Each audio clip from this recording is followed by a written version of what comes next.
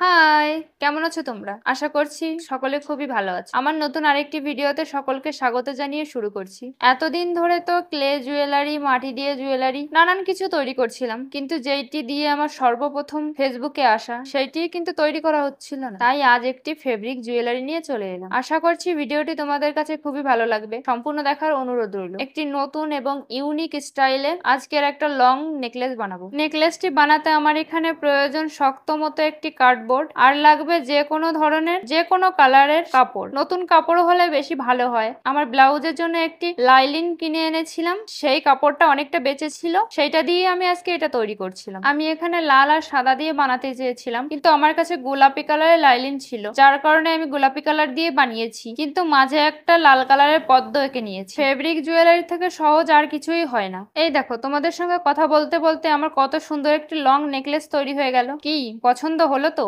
খুবই সিম্পল।